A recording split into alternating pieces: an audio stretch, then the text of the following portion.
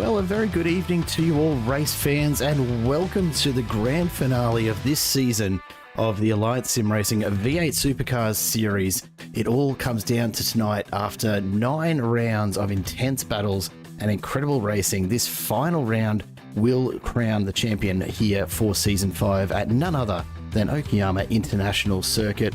On behalf of everyone here in the broadcast booth and behind the scenes at Simple Racing Broadcast, it's a pleasure to have you along once again tonight. And Alliance Sim Racing, of course, welcoming you all to this final round. My name is Jared Cole. In the booth beside me tonight, Josh Harris. And Josh, it has been a pretty intense 9 weeks of racing. It's all about to wrap up here tonight, and what an interesting track for a final round of this series. Good evening, Jared. Thank you for having me back after a little week of leave last week. You're absolutely right. It is an exciting track. It's an interesting choice, as you said. Pretty tough here in a supercar, Jared. Lots of different corners across the track, but importantly, a couple of really, really tight corners, which probably aren't a supercar's best friend, but 54 laps tonight. It's going to be one hell of a way to finish the season. Yeah, absolutely. One race for 300 points for the winner, and of course, there's not a 0% chance that we're not going to see Wayne Walker take it tonight. There is an opportunity, but it does look pretty well sewn up. The conditions tonight absolutely beautiful here in Okayama. As you said, 54 laps, a 70% fuel capacity limit for tonight's race, and 2 compulsory pit stops means that there will be some pit strategy play into this tonight, I'm sure. The question will be whether we see much in the way of safety cars. This track is, look, for a good part of it, fairly wide. You can see some of the beautiful shots in the background showing just how much room there is to navigate in some parts of this track, but in others, as you said earlier, Josh, some very, very tight corners, and certainly not super suited to a V8 supercar.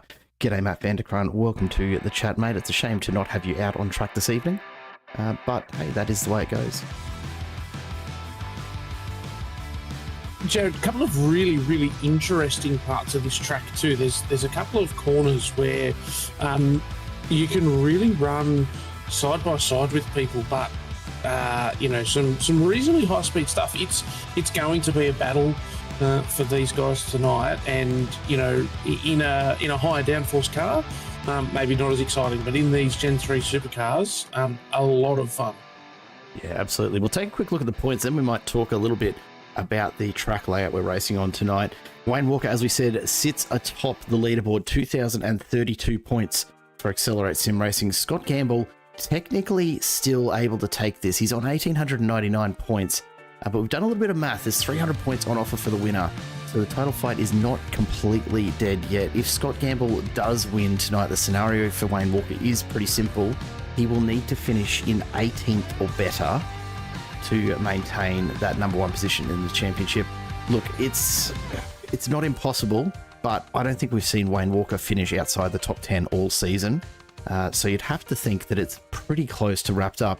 That said, the podium is not entirely decided yet. Ken Latta and Mark Poynton have it all to play for tonight, with only 12 points separating them in the battle for the 3rd step. And of course, a number of other close fights right down that top 20 list in this championship. Plenty of points on offer tonight, Josh. It's a single race, so of course the full 300 points for the winner. And I think we'll see probably a little bit of movement in these standings before the night is out.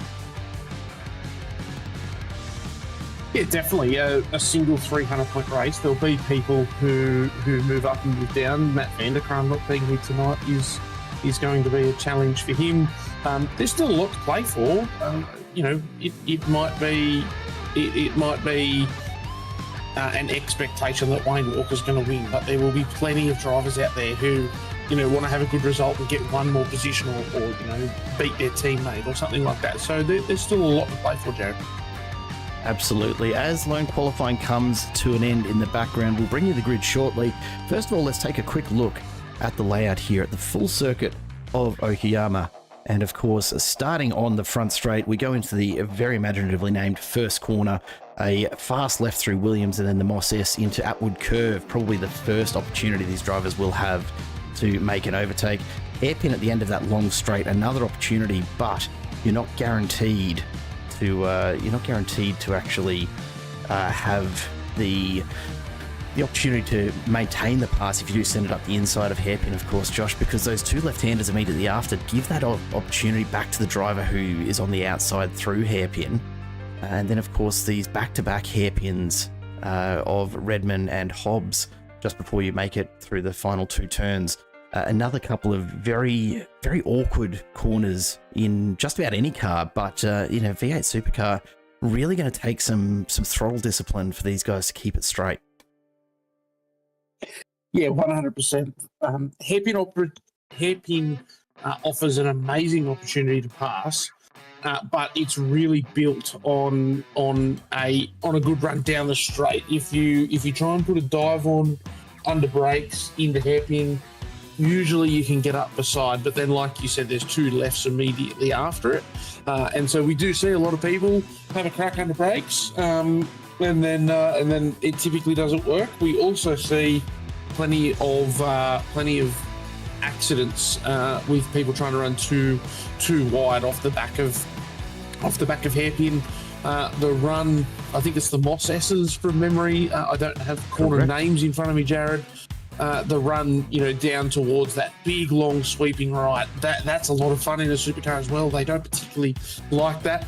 And then that big, long right, kind of looks on a track map like an oversized hairpin. But I'm here to tell you that in the car, Jared, that corner just feels like it's never going to stop. And in one of these cars, is actually very, very difficult not to entirely destroy the rear left-hand corner. There's quite a little bit of tactic in V'ing that corner off and getting as square a drive as possible out of there.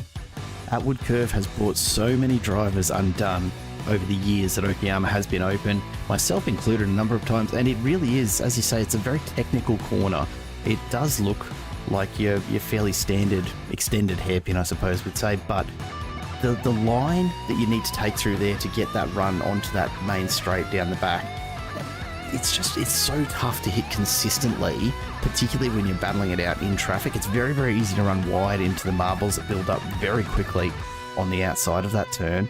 And the smallest fraction of an error through Atwood really does put you at massive risk all the way down that back straight towards Hairpin. I think that's going to be the biggest challenge for drivers tonight, is making sure they nail that fourth turn over and over and over again. Yeah, the other thing that makes this track really fun, Jared, is that it lends itself to defending. So you can actually run too wide through first corner, which then makes, if you're on the outside, if you're being passed into first corner, you can hang tough around the outside, and then that gives you the inside run into turn two. Similarly, like we talked about, you can defend through hairpin more easily than you would imagine.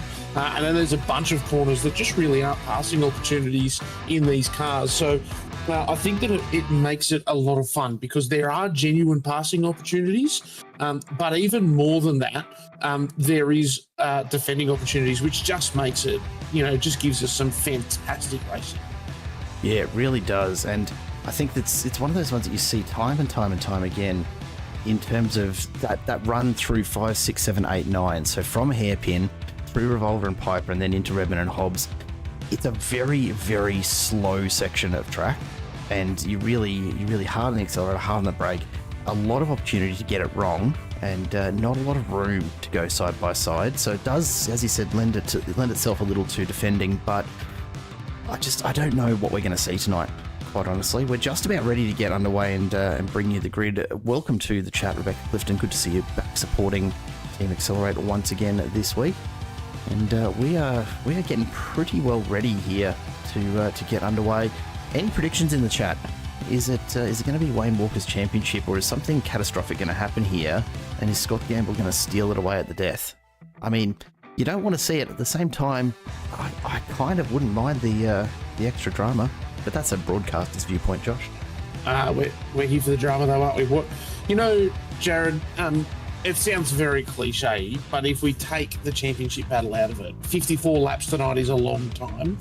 And really what I want to see is a fantastic race, regardless of who gets out and wins. I just hope that we get to see good battling all through the night, and that we don't end up in a position where we just have everyone spread out by 1.5 to 2 seconds between every car.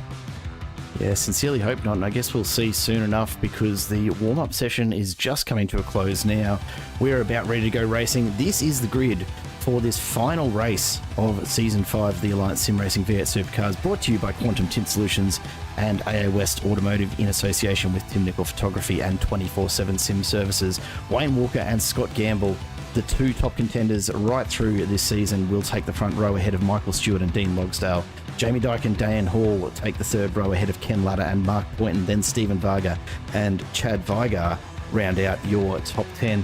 Rushworth and Mackay 11th and 12th ahead of Damon Fisher and Alistair Bales. Then Jamie McKnight and Luke Allman line up ahead of Mick Clifton and James Hardy. The 20 rounded out by Phil Manuel and Peter Sattler. We go a little further back. Rick Vigar and Troy Sipple start alongside each other on row number 11. That will be one worth watching into turn 1. Simon Farrington and Andrew Johnston behind them ahead of Craig Rose and Todd Martin. Then David Logsdale and Ashley Hall, with Lorne McKee and Brad Grant rounding out your 30. Tonight, Tim Nicol and Tim Lawson in race control, and Mr. Harris turning some practice laps earlier. Look, you're going to show up there, but you're not getting in the car again tonight, I would hope. Absolutely not. I do apologise for clicking the wrong button and appearing there, Jared. I did have a bit of fun out there, though. It was good. Just iRacing things. It's one of those things, isn't it? There we go. Clifton saying the podium between Gamble and Walker. Oh, look, I'd say that's a pretty safe bet. I'm not going to be offering huge odds on that. I reckon we've got about $1.01 on that one, don't we? Yeah. Look, if you honestly, put any more on that, yeah. I just pay even money on that. Honestly, I just put $1 on it. I'm not taking anyone's money on that one.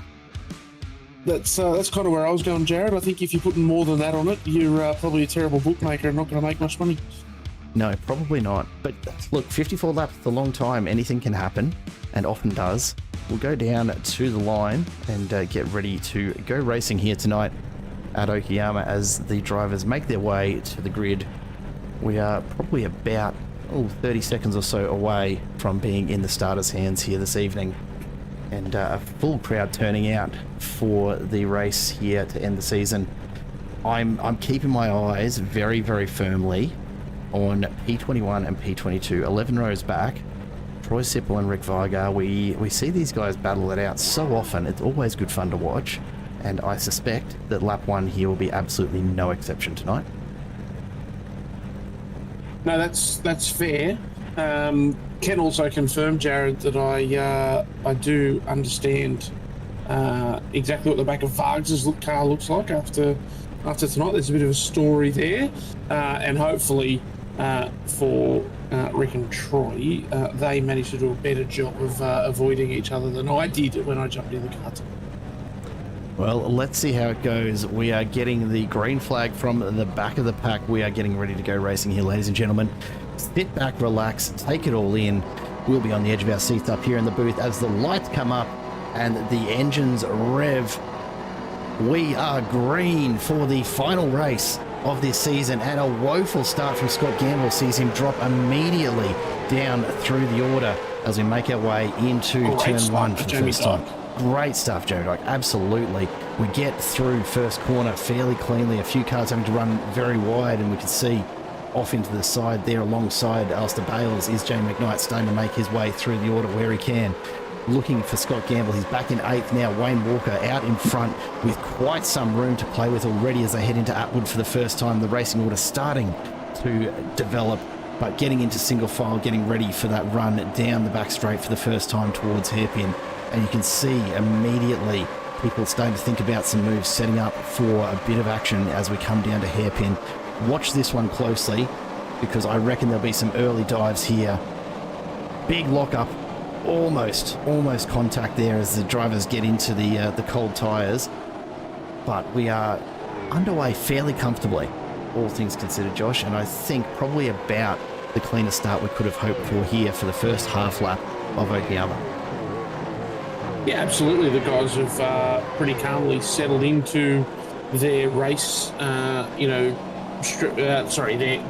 race pace, and very quickly formed a pretty orderly line. But as I Rick said, that there is Vigar someone facing the wrong way. I was just going to say, there's someone in the background that is not tumbling down the order. It's Hardy? not Rick. It might be James Hardy. It believe was. that- I think do Vigar believe might that have is got James caught up in Hardy? it. Not quite sure what's happened there, but we'll go back and we'll take a look. Of course. Yeah, and look, outside of that, Jared, pretty nice start, to be honest. Yeah, this is the first of the packs that's already starting to form here. Really from Mick Clifton in 17th, just back through the order a little. Stipple, Manuel, Vigar, and Farrington all in it as one of the Team JR cars runs off the background. That's Andrew Johnston, who got a very unceremoniously punted by former teammate Dean Logsdale in the practice session. Not intentionally, of course. Just one of those things that happens when everyone's trying to find a little bit of time. Scott Mackay from Evolution Racing Team finds himself down in 13th and holding off an attack from Luke Allman, the Team AJR driver, who'll be on the outside, won't be alongside far enough to challenge coming out of the hairpin. But surrounded by Team AJR cars right now, Mackay needs to keep his wits about him to not get blocked out through this section.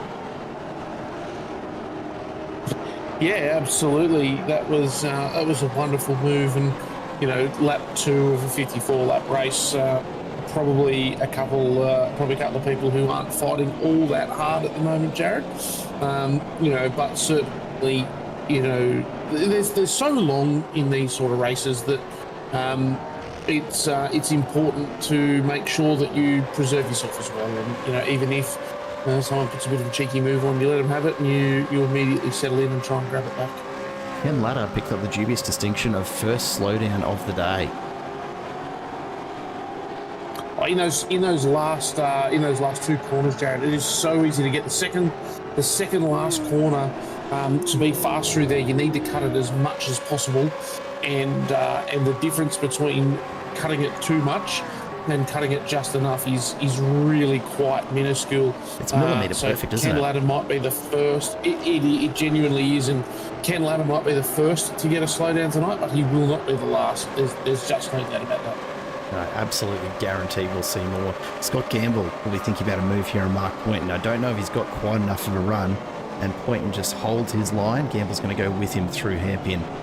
You can see right on the tail of that Frog Leap Juiced Racing entry of Poynton's. And all these drivers just starting to settle in. We'll go back and take a look and see just what happened to James Hardy and if there was any contact worth mentioning. So keep your eye on Hardy here. You can see him just poking the nose up the inside. James McKnight just up ahead. Does he just overcook it? Yeah, look, a little assistance when he was already on his way around, but I don't think Hardy was going to do anything short of spinning that one at that point. So gets it going again. Cold tyres first couple of laps. It's to be expected. I'm honestly surprised that there haven't been more drivers sliding off track in these early stages of the race. I can confirm that Hardy did call that in, and Race Control have just come back, Jared. So there's no further action. To a terrible rejoin There's going from to be Craig more Rose. action there. Yeah, absolutely. Craig Rose rejoins the track and written all over it. wipes Ashley Hall out. I don't know if he didn't see him coming or what the story was there, but we've just cut to that as it's happened. So I'm sure we'll be hearing more. Let's jump a little bit further up through the field to this battle with Phil Manuel being followed by Simon Farrington, Peter Sattler, Rick Vigar, all in it as well. And Lorne McKee finds himself moving up through the field after a not especially promising qualifying session, starting back in P31, but up into 23rd already, so taking advantage of every opportunity he's managed to find. A little bit of a gap opening up here as we see Vigar going through on Peter Sattler. And being teammates, shouldn't be too much battling for that one, I'm sure. You'd hope not. You'd hope not, but stranger things have happened. It is the final round. Maybe it's an anything goes kind of moment. We take a look a bit further forward now. Andrew Rushworth on the tail of Stephen Varga as they make their way out of the twin hairpins. Can we call them hairpins, Josh? I think we have to, don't we? I don't know what else you'd call those turns. Yeah, definitely. No, definitely. Yeah, they are. There's no doubt about it. They're not quite hairpins, but gee, they're close enough. You certainly feel like it when you go through them, particularly in a supercar. You're going so slow. Yeah, absolutely. Absolutely you are. And very, very delicate balancing act on both the pedals, making sure that you don't get the thing too excited, but that you do get the drive off the corner that you need. They are a challenging couple of corners, and you always feel like you're just going too slow. It's a pretty frustrating part of the world. There's no doubt about that. And there's always that temptation, of course, because you know these cars are capable of so much quicker. Always that temptation to just try and get a little bit more out of them, and that's where people start to go wrong and end up just lighting the rears up, cooking the tyres and burning off speed for the next couple of laps while they recover. It's really, really hard to drive fast cars slow. There's no two ways to put it. And these cars love to be opened up, and there's just not a lot of opportunity to do it. At a course that throws so many slow corners at you like Okayama, it will be a real test for the drivers tonight. We take a look a bit further forward. This is the battle going on for second right now. Dean Logsdale holding it relatively comfortably at this stage, ahead of Jamie Dyke, Michael Stewart and Dan Hall. But I dare say none of these drivers really looking to push too hard at the moment. Jamie Dyke in particular, I would bet, is planning a fuel saving strategy. We know he loves to do it, and has proven time and time again that he can get it nailed pretty consistently when he wants to. I would almost bet better money on this that's what we're seeing from Jamie Dyke here, because he's not putting Logsdale under any pressure at all right now. No, he's not. But we'll just wait and see. 18 laps around here on a stint. It's a decent length stint. Jared, and that's even if you split it neatly into thirds. There'll no doubt be some people that plan to do a few other, sneaky strategies. And it wouldn't surprise me at all to see Jamie Dyke trying to save a bit of fuel now, as you said, in the hope of something like a safety car, and he'll have a couple of different strategy options in the back of his mind. Well, McKee gets the pass done on Peter Sattler coming out of upward curve, but Sattler stays with him all the way down the straight. They're going to be side by side into hairpin. McKee has the advantage. Just a little later on the brakes, Sattler is going to drop in behind here. Thinks about the over-under, but he ends up back on the outside. And McKee takes that position up into 22nd, up 9 places now. We jump further forward to Mark Poynton, who still continues to hold off Scott Gamble by only a few tenths. Hasn't really changed so far across these first 6 laps of tonight's race. And I dare say both these drivers will be just looking to settle in a bit further, although Gamble has a really, really good run there out of last corner. He's going to think about a move into first. Don't think he's quite going to get there, but is he setting up here for upward curve? And this is what you've got to think about with these Gen 3s. They're not great for overtaking at any kind of pace. You really do need those braking opportunities.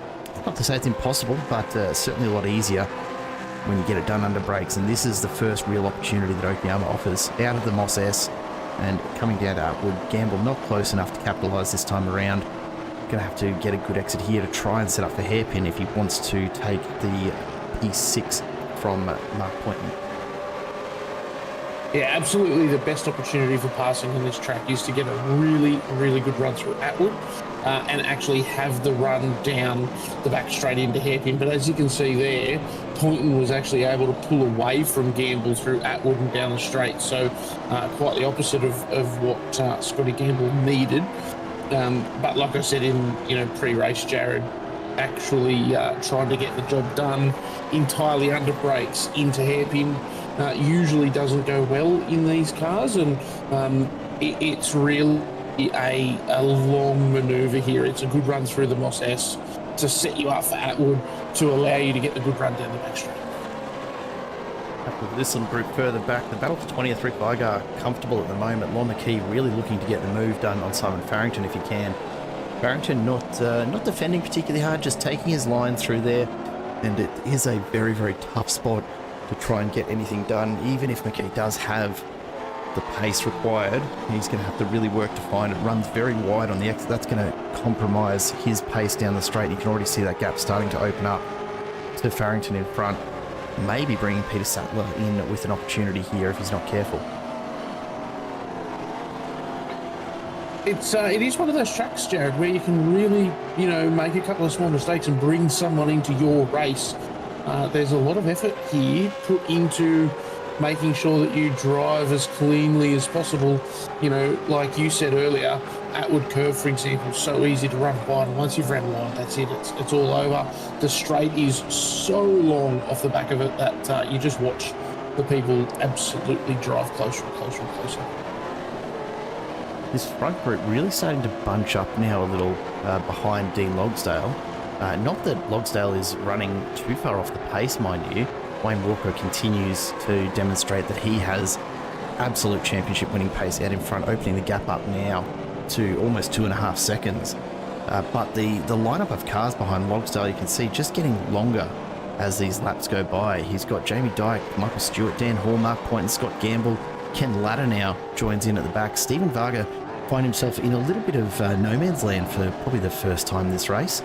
And so he'll be looking to tack onto the back of this as well. And you see Dyke running wide and just dipping a tyre into the dirt there. Gives you an idea of just how hard these guys are pushing. That final turn, it's deceptive, isn't it, Josh? You really can't run it quite as quickly as you feel like you should be able to. I don't know if it's just me that I haven't found the right line through it, but it's one that I just can't quite seem to find the pace that I'm sure is there, but you end up just running wide if you push too hard.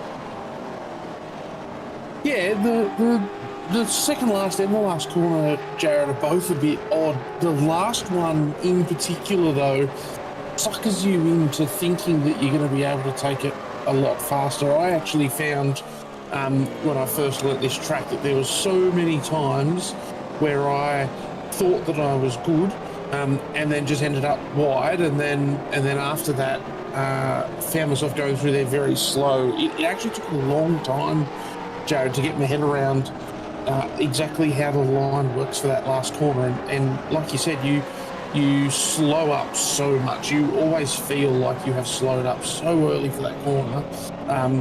But it's also early throttle to be able to drive the whole way through it and use up all of the exit. If you're not early on the throttle, you very much feel like you've wasted an opportunity because you give up room on the outside. And of course, if you give up room on the outside of the corner, that means that you haven't gone through it fast enough.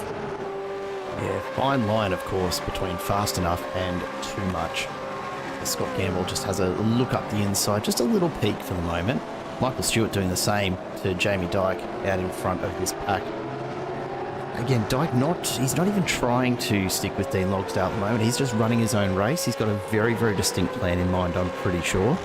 And we are starting to see this unfold here. Matt Vanderkraan chipping in the chat. Wayne has absolutely been untouchable this season. He is an amazing driver and cannot echo that more. In a field of such fast drivers, to have dominated the way that Wayne Walker has this season it's pretty hard to fathom that anyone can be this much quicker than this group of drivers. I know, look, Matty himself in the chat there, the first few seasons that we covered here with ASR, Josh, he was demonstrating something similar, but it wasn't, with no disrespect to the field at the time, it wasn't the level of competition that you see now as all of these drivers have started to settle into this car and really start to learn some of the handling quirks over the previous generation that all of these drivers are so used to racing. After enough laps turned, the level that these drivers actually put these cars at is just it goes up a few notches, and we've seen that this season. Even so, Wayne Walker continues to just dominate it. Yeah, it's like Wayne Walker is mind-bendingly fast. I jumped in the car tonight, Jared. I did the fastest lap I've ever done around here in a supercar. The race that I did here in a supercar a couple of weeks ago was on an incredibly hot track, whereas tonight conditions are absolutely beautiful. But nonetheless, I immediately did the fastest lap around here that I've ever done, and was still some 1.6 or 1.7 seconds off Wayne Walker's pace, which is, just phenomenal. I certainly don't consider myself to be fast, Jared, but I certainly don't consider myself to be, slow or, not able to drive these cars. I do really enjoy them. Pretty demoralising though to go out there on a fixed set and just be over 1.5 seconds off the pace, having done my fastest ever lap of the track. That's a big kick in the guts, to be honest. Bit of a moment there for Jamie McKnight, just having to pull it up to avoid running into the back of Luke Allman, who is just heading up this battle for the 14th. And this is the thing, right? A fixed setup means that you really don't have that excuse of, they've tweaked the car just a little bit better for this track. Everyone's running the same setups, which means, it is absolutely the only thing you've got available to you is a bit of brake balance and driver mod. That's it. Yeah, the flip side of that argument, Jared, is that these cars require such a fine touch that often we run very different setups. So myself and my teammate, we're reasonably close in pace, but we actually set our cars up totally different because we extract. Wow, Jamie McKnight there has absolutely had a run through what looks to be... That was first corner through there. That was first corner, yeah. Yeah, that's a fantastic run. We'll see what he can do now on the way down to Atwood as we do sit on the boot of Allman's car, Luke Allman's car. And we just see here, Jamie, there you go. So there's that mistake you talk about, Jared. Allman got in there a little bit deep, and that shows you the pace differential between the inside line and the outside line. He's immediately lost, 3 positions. And probably the better part of a second to Jamie McKnight by having one bad run through that one corner. Yeah, Atwood curve. It's a nemesis moment for me. I struggle so much with that turn. I really do. It's a lot of fun though. Oh, it's a lot of fun. It's a really fun corner, especially if you've got a car where you can really control the slip angle and just slide through a fair chunk of it. It's not the fastest way around. But it's, it's just my little bit of tribute to Japanese motor racing heritage. Bit of drifting, That's the excuse I use. I don't think there's anything wrong with that either, Jared. Just back quickly to what I was saying before. A lot of us drive these cars set up so differently, Jared. So, yes, you make a really good point. Fixed setup means that, everyone has the same thing to deal with. The flip side to that argument is that by everyone having to drive a flip side, there will be people who are just slower than they would otherwise be if they could tweak their setups, because the setup that's been provided works for one person's driving style and not another's. And obviously, rightly or wrongly, I'm certainly not here to judge. There are huge advantages to a fixed talks Wayne Walker's language. Yeah, it's it is always surprising to see someone run that much faster with a fixed setup though. And Jamie McKnight, to his credit, builds all of the setups for this series and others. And even as the setup builder, he's sitting mid-pack at the moment in 14th. I mean, it gives you a real feel for just how much difference there is in the way that each of these drivers actually approach the handling of these cars. And on their day, with an open setup, all of them fairly well matched, I would say. But with a fixed setup, you've really got to be able to adapt your driving style and work with it. And some drivers have just pulled that off better than others. Dean Logsdale right now is a great example of that, just starting to open up a bit of gap. And again, I'll preface that or caveat that by saying Jamie Dyke, I don't believe, is running at his full pace right now. I'm maintaining that. We've seen it so many times that I can't possibly believe that Jamie Dyke's actually running full noise. And I kind of wonder if the rest of the pack behind him know that as well and are thinking about just following his lead to try and get the best run they can out of these couple of tanks of fuel. I'll tell you what, Jared. Jamie Dyke is very, very good at worst. He's very, very good at being able to consistently drive at a pace where he doesn't get past. So he is holding that gap back to Stewart exactly where he wants, I expect. It's a huge skill to be able to do that. So, you know, not to make a mistake and give someone a look in through the door, you know, be able to balance that gap right where you want it. So, you know, Jamie's on a fuel-saving mission, we think, and, you know, he's just holding the cars behind him exactly where he wants. It's actually quite impressive to see. Yeah, Scott Mackay's just had a big moment. Let's go back and see if we can pick up where this all started. Pretty much out on his own at this point. Not a lot of pressure as he enters hairpin.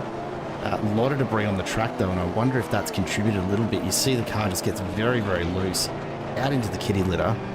Has to try and just keep it moving across that, and then he's had to just sort of sit and wait a little bit till he gets a break in traffic. Now, whether there's been some sort of other issue go on there, I'm not sure. But back out into it, thankfully picks a reasonable spot, but he's dropped down a fair few spots now into 23rd. I wonder if that was some sort of a hardware issue, Jared, the need to reset a wheelbase or something like that. It did look a bit weird, didn't it? Yeah, like a big off track. And then pulled up on that escape road and looked to me like he was waiting for a gap in traffic. But then whilst he rejoined safely, he rejoined right next to a car, which doesn't tend to be what I think of when I think of. No. So that feels very pull off the track, reset your wheelbase, get going again. As we see here, Alistair Bale's just running wide there as well. Alistair Bale's having a moment. Yeah, big moment too. And not surprising, that corner, another one of those really difficult ones that feels like you should be able to go a lot faster than you actually can through it. And it doesn't take much of an overstep there to wind up in that rather large gravel trap on the right. And you end up dragging a huge amount of gravel back onto the track, as you saw through there. Lots and lots of debris. It is a hallmark of this track. Just about every corner has gravel on the outside of it. And so, yeah, look, by the time that you're 15, 20 minutes into a race here, it's you are wondering whether you should be, you're really wondering whether you should be driving one of these things or a trophy track, to be honest. I mean, either way, it's a bit of fun, ultimately. Peter Sattler in 21st, just sticking with Lon McKee at the moment. McKee goes very, very wide on the exit, has to come back across before they make their way towards the Moss S. Season 6 for the Alliance Sim Racing V8 Supercar Series kicks off later this year. Not a great deal of time. Late September, we'll see this one back for Season 6. I believe entries still open for that at the moment. A couple of spots left. If you're interested, do shoot an email through to Alliance Sim Racing. It's in the YouTube description. Get in touch there and they'll be able to get you a link to the Discord and get you joining on in. And Mr. Harris, I believe you've got some plans around Season 6. Look, they are early plans, but I heard that Ryan Palmer did a fantastic job last week, and in the commentary booth, that is, and there may have been some initial inquiries, Jared, about an 80 HD car running ASR and being shared by Ryan and I. So for those who don't know, I do a large amount of travel for my work, and so I can't race every week because I'm just not at home. A lot of the time that I'm commentating, I'm in a hotel room doing it remotely. And so I sort of had a chat to Ryan, one of my teammates, a couple of days ago, and you know, I've looked at this ASR field, and look, the reality is that I would be in the teens every week, but I thought that it might be a bit of fun to come out and race, Jared. But I can't do it every week, and I certainly don't want to leave you in the lurch either. So I thought, what better way? I have inquired about whether ASR would be happy to have one car, you know, or certainly have us race, you know, each driver only doing 5 rounds. I certainly don't want to get in the way of anyone's championship or anything like that. But there's some early talks, and The pink, white, and blue of ADHD Racing may yet make its ASR debut. And I've got to say, it's probably fortunate you've held off till now, because when you look at not just the standard of driving, but the standard of liveries in this pack, I think it's only now that ADHD have finally achieved a livery that would be justified in being on the grid with these, I'll be honest. Look, to be fair, Jared, there's a couple of things that have happened there. Number one, we've decided that maybe we should take our racing a little bit seriously. And number two, someone came along and said that they'd be happy to pay for our liveries if we put their logo on the car. And I'm pretty happy to do just about anything for, the things that I would do the for old $50. $20 is $20 thing, eh? I couldn't agree more, Jared. So yeah, no. When someone said they were happy to pay for the liveries, I was happy to get a little bit more serious. Starting to see the first of these pit stops happening throughout a pretty good portion of the field now. Gamble, Varga, Fisher, and Troy Sipple all in the pits at the moment. Ken Latta and Chad Vigar have both taken their first pit stop, as has James Hardy. Andrew Johnston taking one back on lap 2. I don't know that was necessarily a planned stop so much as it was a response to perhaps a little bit of damage picked up early on, but the field still finding itself in a few little packs around the place. Lon McKee and Peter Sattler seem unable to separate themselves now, but Lon McKee gets a pretty good run if he can stick with Simon Farrington. This might be the opportunity he's waiting for when he does get to hairpin. Farrington just holds his line. McKee has a big look up the inside, trying to bait Farrington into responding. Farrington just holds the line, and McKee's not going to get it done this time around. Peter Sattler really taking advantage of that and just gaining a little bit of time to the back of Lon McKee's car. I'm just looking, Jared. I've just heard, I believe that it was 229 that I heard. Have we got a 229 tonight? I don't think we do. It's car number 29. Yeah, there's 269, which is Ken Latta. Someone has been pinned for a pit lane infringement. Interesting. Well, if we look at the 269 has done a pit. Yeah, so that would be Ken Latta. Let's see if we can find out what's happened there. Of course, the rules are fairly specific around what you are able to do in terms of the lanes that you take. Let's take a look at Ken Latta's pit here. Oh, that looks like to me, Jared, that is a long transit in the slow lane, and I would expect that is what Ken has unfortunately been picked up for doing. Yeah, you need to transit in that outer lane right up until, well, pretty much at your bay. More or less is the safest way to consider it each time. Jamie Dyke and Michael Stewart remain out in front with Dan Hall after some of those cars have peeled off for their pit stop. And at this stage, all looking pretty comfortable. I think, Jamie Dyke still just continuing to lap fairly close to the times. We see Dean Logsdale now come in for his stop, as just Jamie Dyke behind, and Dan Hall follows. Michael Stewart decides to stay out for 9.5 Sim Sport and makes his way out into the current lead. Mark Poynton has picked up a black flag. Now, what's happened there? That may be an iRacing black flag, Jared, that because I haven't heard anything. Mark Poynton, I wonder whether poor old Mark Poynton, because he is just out of the pits, has he picked up a speeding infringement?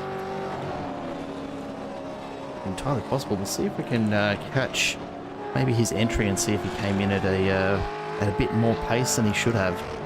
Let's take a look. Mark Poynton here on the way just out of those hairpins and then enters the pit lane. Let's see if there's a lock-up of brakes here or anything that tells us he might have been just overcooking it a bit on the way in. No, it looks to be honestly, okay. That looks quite good to me. Yeah. Could have been on exit. Could have been, and we'll jump ahead and have a look at that. So it gets the pit stop done. Let's see, when we fire the motor up, going to drop off the jacks there. Just go a little bit early here. Watch the nose. Oh, it looks like it could have been just enough? I reckon It was just very, very close. And one thing I do know, Jared, is that on any of the pit lane exits in racing, you really can pretty easily make a mistake. Yeah, worth waiting till that cone is well and truly past the back of the car before you get back out there. So that'll be, what'll that be? Probably a stop and hold, I would say, for pit lane speeding. Yeah, and a bad one too. Yeah, like 40 seconds. It'll be long. And can confirm, actually, now that I think about it, actually engage my brain, Jared. Big ask, I know, on a Tuesday night. Yeah, look, it's been a long couple of weeks. If you get done for speeding on pit entry, you serve that 40-second stop and hold during the pit stop. So if it is a pit lane speeding infringement that has been the held, exit. it would be an exit. Yep. Which adds up as we see pointing on his way in now to serve that, and we'll probably see him sit in the pit box for about 40 seconds, which is pretty brutal.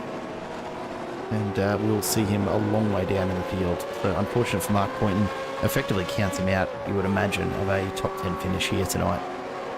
We see Logsdale and Dyke out on those fresh tyres start to try and reel in Wayne Walker a little bit, who meanwhile has just set the fastest lap just under a 32, a 31.96. So finding more and more pace as more rubber gets laid down on this track here tonight. The other way to get involved, of course, racing with Alliance Sim Racing, if you haven't already seen it, is of course the Alliance Sim Racing Endurance Championship. And round 3, the final round for this year, takes place on September 21st, when the Endurance Championship heads to the most iconic race of them all. That's right, folks, it is the Bathurst 1000. It'll be a full day of strategy, endurance and survival on what must be the toughest track in Australia.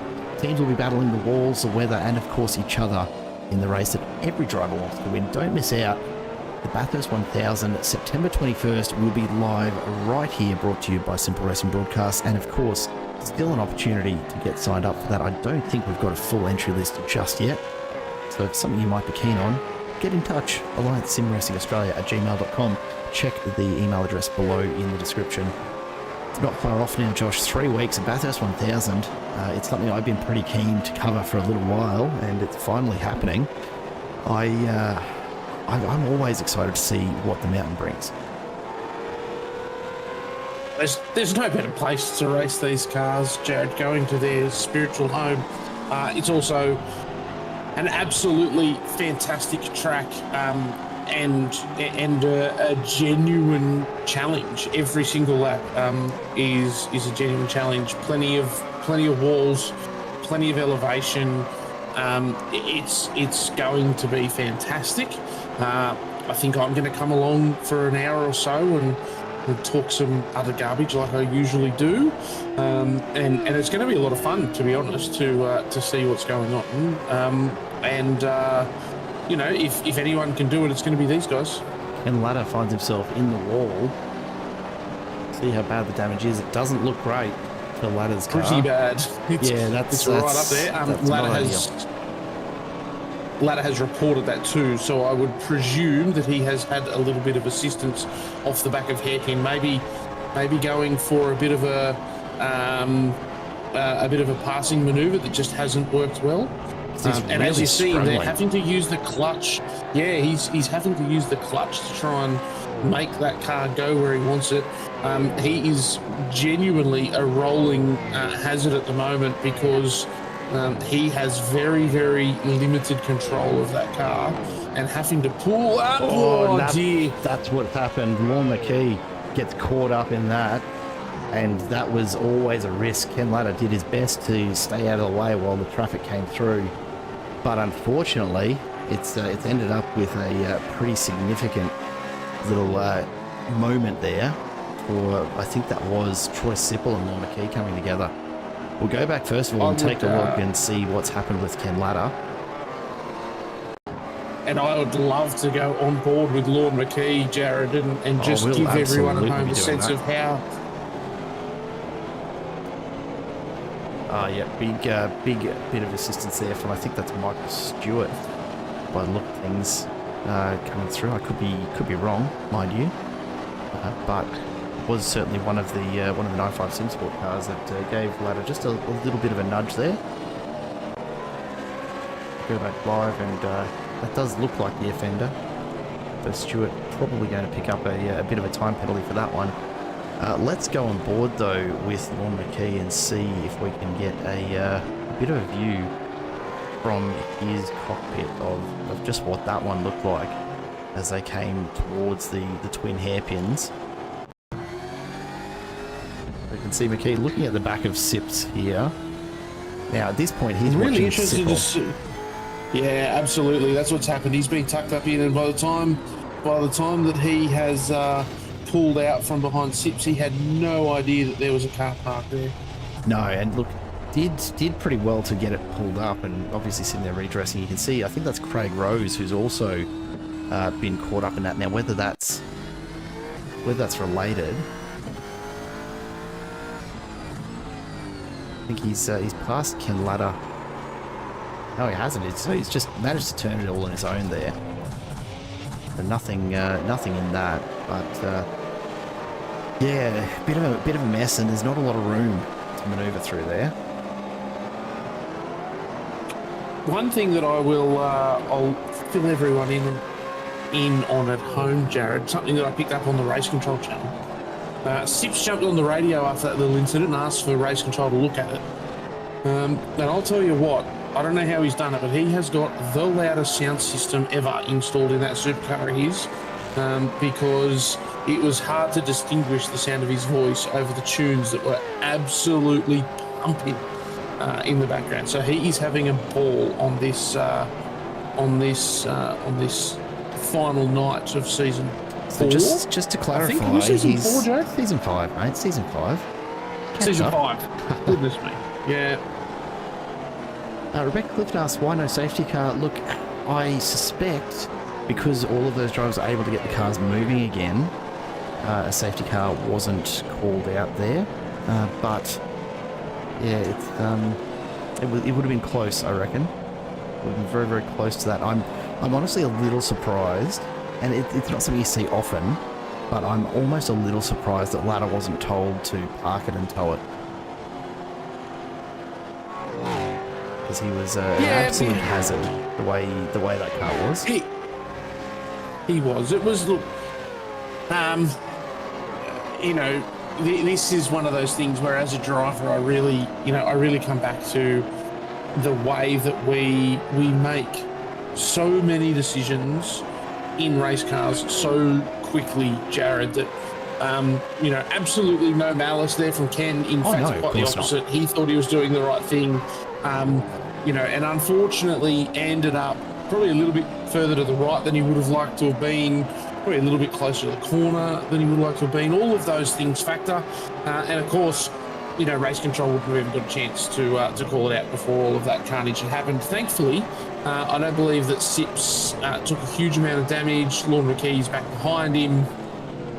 For those guys, just a disappointing circumstance. And for Ken, things just going from bad to worse. First he got turned, and then I'm sure that he'll feel pretty disappointed about the fact that his car probably affected things. This is the thing though, right? It's all about those quick decisions. If he had looked at the relative 5 seconds earlier, seen the pack of cars coming and decided to get over to the side and stop, he would have been fine. Would have been clear. If he had made that decision 3 seconds earlier instead of 5, I reckon Lorne McKee would have pulled out to make that pass right into the back of Ken Ladder. Yep. So all of those things. There's no right answer, right? Like there's always, you would always be able to find a better way. It's worth noting Michael Stewart has been given a drive-through penalty for that incident with Ken Ladder. Yep, not surprised to see that. But it's just the way racing goes sometimes. Yeah, absolutely. And it's the same with, Ken parking up and the incident with Sips and that, there's probably the only perfect answer really, Jared, is that when he was already off the track, he would have asked to tow. But I also understand as a driver myself, you don't want to tow. The other thing about this series is 99% of the time when someone asks to tow, there's a safety car, and drivers do everything that they can to not bring a safety car out. Yeah, which is, it's really, them trying to keep the race moving for the rest of the drivers, which is, it's well intentioned, and I can't argue with Ladder for taking that approach. Mistakes happen. Yeah, exactly. Mistakes happen. Absolutely, and for every other bit of that attempt to get back to pit lane, he had the car moving, and would have been back in pit lane getting repairs quicker than if he had towed. You see, Lorne McKee is now going to have another crack at this. Looks up the inside of Sipple. No car there this time. Puts the nose in. Sips has to run wide. McKee needs to get back across and cover that inside line, though. Troy Sipple threatening. McKee leaving the door just ever so slightly ajar. Not quite enough for Troy Sipple to take a leap there, and probably for the best, because it wouldn't have ended well. There's not enough room for that here at Okayama. Lorne McKee picks up at position 21 and now sets his sights on Phil Manuel just up the road. No worries at all, Rebecca. Happy to talk through it. And look, I can't promise that what we're going to give you is the perfect interpretation of any rule set, but we'll try and give you a bit of an idea as to why things may or may not happen. Have a look at Scott Mackay all over the back of my car. And doing a really good job, by the way. And not having probably the race that he would have loved to have, but really putting in a bit of effort. And here we go. So this is what I was talking about, Jared. Great move here by Poynton. So he has put the work in. He got the run down the long straight, and by the time that he was at the back of Farrington, by the time that he was at the braking zone, he was right at the back of Farrington. He didn't have to make that move entirely in the braking zone, and he has done an absolutely fantastic job there of what is a tough place to pass. Everyone brakes so late there. You've really got to pull something out a little bit special to get that pass done. You certainly do. Michael Stewart's come back out after his drive-through, and now right on the back of Stephen Varga. He's going to be looking for a pass into Atwood, you'd have to think. Let's jump on board and get a view of this. This will give you an idea of the run down through the Moss S's. It's a fairly, honestly, you almost treat this as a straight. It's only the very slightest of moves left and right, but it's one that you do need to set up the exit from properly for Atwood. Oh, big slide there for Vargs. I think there's every chance that Stewart's got to run here, although he did just have a little bit of a moment himself. Such a hard corner there, Jared, and you're always desperate to get on the gas, but not this time. Stewart will tuck in and he'll work to keep moving forward. We know that Stewart's been quick tonight, and he will be frustrated at the mistake that he's made that's put him down the back. Are we going to see here a pass up into the first of these hairpins? He thinks about it. Probably a good choice there to fall into a really difficult corner to get it done at, but Michael Stewart has a ton of pace over Vargs at the moment. He absolutely does, as we get just a little bit past the halfway point of this final race of Season 5, and all the drivers trying to pick up those last few points, maybe grab a last-minute jump in position up to a slightly higher championship standing. Wayne Walker out in front. I can't say I see it happening for Scott Gamble tonight as he sits in 5th.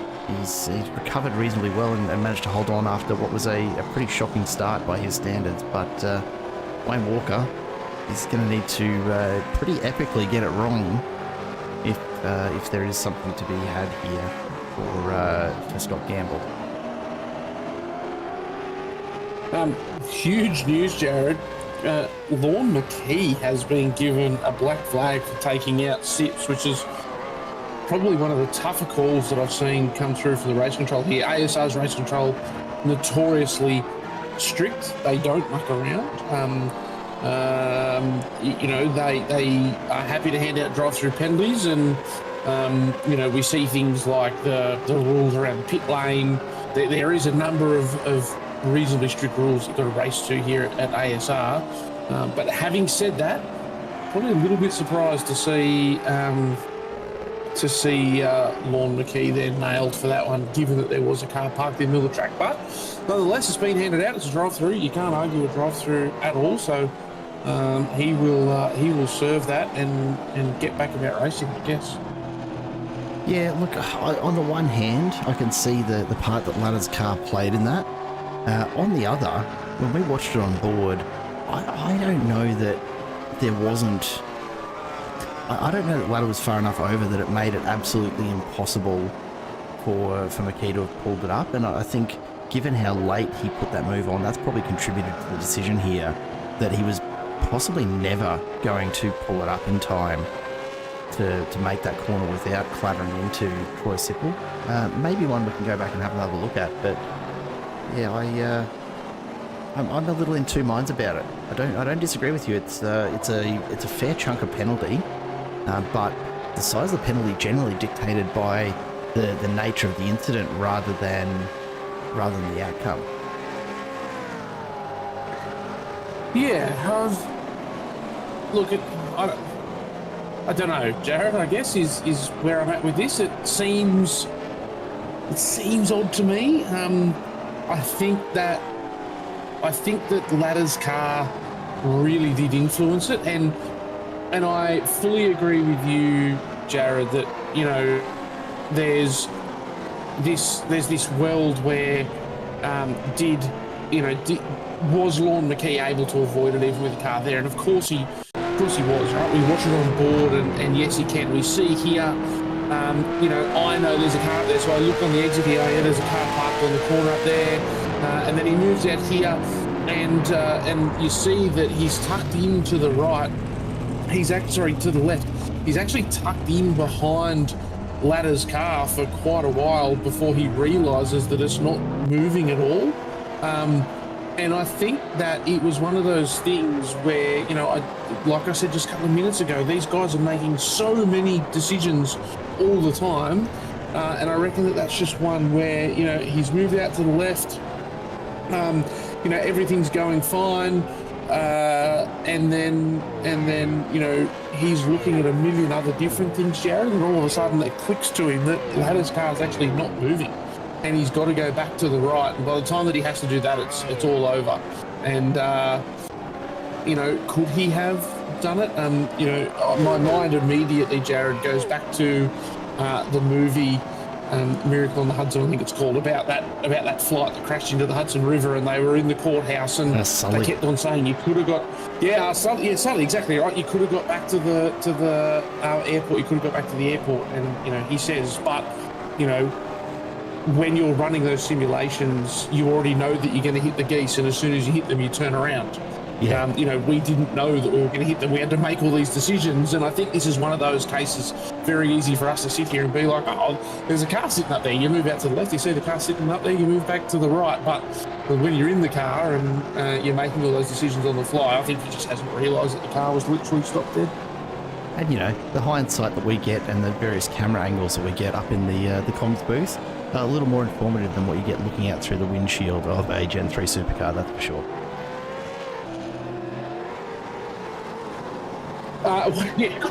Couldn't agree more. It's far easier to throw stones sitting up here in this beautiful little comms box, Jared, rather than being strapped into a Gen 3 supercar trying to,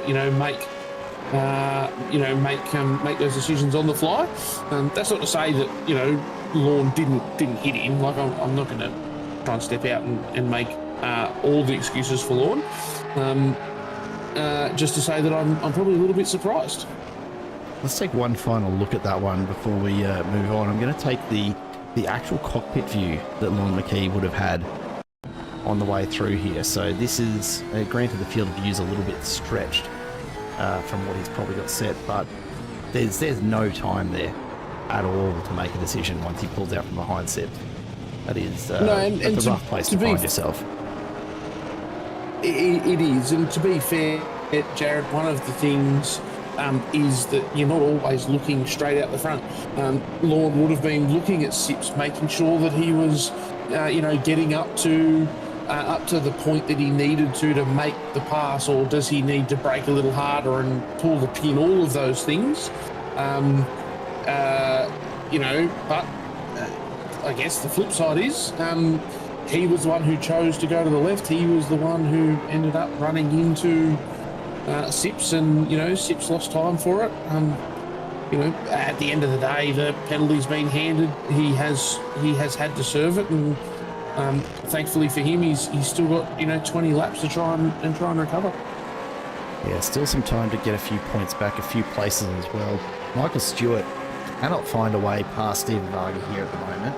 Has been stuck just a couple of tenths back for a good number of laps now. We're getting towards 20 laps to go, and just behind them, I believe that's Law McKee, who's just a lap down now. It is, and yeah, he'll be staying right out of that one. Stewart having another look at the inside, just doesn't have the pace, but really wants to try and pressure Varg into making an error here under brakes.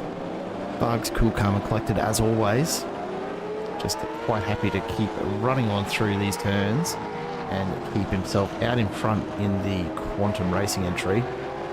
While Michael Stewart cruises along in ninth, just trying to figure out how on earth he's going to get past. Yeah, skill and determination is probably what he needs right about now. You can see he's got a lot of extra pace on the exit there, and Vargs does hold the inside just a little bit longer. Stewart's had enough. He's going to pull into the pits and try and find himself some clean air. Picks up a slowdown going over that grass strip. Not surprising, but that'll clear itself on the way in to pit lane. Scott Gamble and Dan Hall now battling it out for fourth. The two Evolution Racing teammates just working together a little bit here, I'm sure, as they get around. Dan Hall on the fresher tyres, but both of these guys will be thinking about another pit stop sometime soon. Gamble gets a good run onto the back straight coming out of Atwood Curve, so he'll take a look at the inside. I would hope they're having a chat about who's going to take this corner. And it looks like Dan Hall's going to make room for Scott Gamble to continue on through. Now, Stewart's just picked up a black flag. Is that a pit speeding infringement? It's got to be. Yeah, he's in pits at the moment and seems to be sitting there for quite a little while. I reckon that's an entry speeding violation, Jared. These guys are really, I could be wrong. They're really pushing it tonight. That's, to see a couple of pit lane violations is pretty unusual for this group. You don't generally see that happen. I know they push the limits of it, no, but he's now departing pits with that black flag still showing. I wonder whether it's an incident count black flag, Jared, which does require a drive-through to be served. It looks as though it's cleared on the exit, so... Oh, okay. Yeah, no, it looks like he's had a stop and hold, spent a minute and 4 in the pit bay. So that sounds like that's what it is. That'll do it, absolutely. I might just go back and take a look at his pit entry here, see if it's obvious. Always looking for that puff of smoke from the brakes as the driver realises very late on the entry, oh geez, I'm not going to make it down to the pit speed limit by the cones.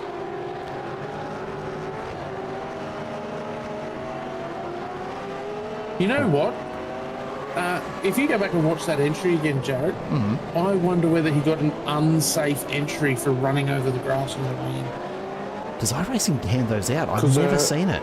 Because he did pick up an off-track. He absolutely did pick up an off-track there, so that would be it. 100%. Yeah, and you'll do the same thing. You'll get an unsafe exit on the way out as well if you run over the blend line before the end of the pit road. So, I reckon that he's gone all the way out and he's actually touched the fog line of the racetrack. So I would be willing to make a bit of a bet there that that's an unsafe pit entry. Yeah, I did see the off track come up, so that would make absolute sense. You'd be spewing though, wouldn't you? Yep. It's a tough one. It's frustrating. And the penalty that you land for is significant, right? 40 seconds stop and hold. 40 seconds. It's the same as speeding. I think that a 40-second stop and hold for speeding in pit lane is also wild. You break a speed limit by next to nothing on the way in, and you get held for 40 seconds. That's half a lap, Jared. It's a pretty big, it's a pretty big penalty for a pretty small mistake. Can I pose a viewpoint on that though? And it's something for you to think about at home here as well, folks. See what you reckon about this this hypothesis, if you will. We are racing in Australian Gen 3 supercars. Is there anything more Australian than some exorbitant speeding infringement penalties? I didn't know where you were going to go there for a second, Jared, but I do like it. I do like it. You can keep that one, mate. That's a freebie. No, that's good. That's good. These guys too, pit lane, only got to slow down to 72, I think it is, here at Okayama. Such a specific number. At the bend. Oh, the bend. I think that it would be related to some sort of miles. Yeah, the bend, you've got to get all the way down to 40 kilometres an hour. Which is a hell of a just challenge. About slipping the clutch in first gear. Slide. Look at Gamble go. Scotty Gamble, he is doing his very best. I reckon, I'll put money on it, Jared. There's a highlights package getting sent tonight off to Movie World to join the stunt driving team that they've got in that little production there they do at Movie World. Well, he's getting a good lap crack. 37. He has in lap 37. That's a pretty aged set of tyres now. He'll be looking to come in, but goodness gracious, if they weren't worn out, he is rapidly accelerating that process. Tell you what, the fresh set of tyres will help. Michael Stewart back in 23rd position after that unfortunate sequence of events has just set the fastest lap of the race, 131.85, which really just goes to show the evolution of the track as more and more rubber gets laid on the surface. Just the extra bit of assistance that gives in terms of grip for these drivers. It's a lot of fun, coming. You come through the race and the track just grips up more and more and more, and your times, like the cars just feel nicer and nicer and nicer to drive. It's really good fun. Have a look at this. 3 Angry Birds in a row. Vigar, Sattler and Vigar. It's not often we've actually seen this happen this season where we've got a few team cars running in a line like this. We'll take it in. It's not a bad shot as we look back towards Atwood Curve down the back straight here at Okayama. Chad Vigar, Peter Sattler, Rick Vigar out in front. The 3 Angry Birds racing entries supported, of course, by AA West Automotive. Rick Vigar's own little business in the hometown there for him. Having a bit of a mental blank on the region that I'd call it, so I apologise, Rick. I should know this stuff off the top of my head, but it always escapes me. We see Sattler jump one out of the way, and the 2 Vigars carry on. Lap 38 of 54. And it looks as though Wayne Walker has made his second stop and back out in 5th place, which is... Look, that's pretty far up the order for coming out the other side of a pit stop. It is. There's no doubt about that. Just having a bit of a look at AA West Automotive is out towards Windsor. There you go, out Western Sydney, Joe. Yeah, I keep going to say Mulgrave, and I don't know why. Because it's in Mulgrave. There you go. I retract everything I said, Rick. No apologies. I do remember where it is. Of course, Mulgrave means nothing to me as a born and bred Brisbane boy. It's just all Sydney to me down there, mate. McGrath's Hill is technically where it is, but it's McGrath's Hill, Mulgrave. They're separated by about 350 metres. So, I think you've nailed it well enough. Northwestern Sydney, no doubt about that. We see here 2 fishy cars. Yep. Yeah, absolutely. I've got a slightly different camera angle running on my iRacing, Jared, and I'm here to tell you there was just ever so slightly a touch between Jamie Dyke and Jamie McKnight there. So the 2 Jamies having a bit of fun, and Jamie Dyke pulls out. And once again, I expect that we'll see a little bit of team chatter going on we saw the nose dip on McKnight's car far earlier than Jamie Dykes. So I expect that they were chatting away, and Jamie McKnight was pretty happy just to let Jamie Dykes through and get back about his charge. I think with most of the field fairly spaced out now, it's a pretty good opportunity for us to just have a quick whip through. There's a bit of end of season fun, let's say. Let's go through and take a look at the whole field and make sure that we've seen everyone here tonight up close, and we'll work our way from the back of the field at the moment going forwards. Brad Grant, of course, not starting the race, so unfortunately, Brad, I can't get you on. But David Logsdale, look, he's been around all season. Team AJR have had their ups and downs throughout this season. It's not been perhaps as successful as they would have hoped, but David Logsdale probably copying the worst of it, I'd say, through this season. But I have no doubt he'll be back again next season and looking to improve. So always good to see the Team AJR entries. They're one of the most professional looking liveries in this pack, I reckon. Yeah, absolutely. Couldn't agree more. And I think, there's a couple of guys here that we'll have a look at, down the back, Jared, that really do show that not everything is about, winning. These guys come along, they race every single week. They still do a bloody good job. These cars are probably the hardest cars on iRacing to drive, certainly out of the cars that get driven pretty regularly, and certainly out of anything that's considered modern. And these guys turn up every single week. They give it their absolute best. They do a damn good job, Jared, to be fair, and they're not the fastest in the world, but, really this is about having a bit of fun on a Tuesday night, and I hope that these guys are having an absolute ball, because it's a pleasure to have them here, and always a nice reminder that you don't have to be the fastest in the world to have plenty of fun. Craig Rose has a bit of a moment there. What's happened just after we look away from David Logsdale. No, I have to I just saw in the background Logsdale had a bigger moment. I have to apologise because this is probably my fault, Dave, for looking at you at all on camera. That's my bad, mate. So we carry on. Craig Rose from Quantum Racing in amongst it. Ashley Hall, the privateer for his first season.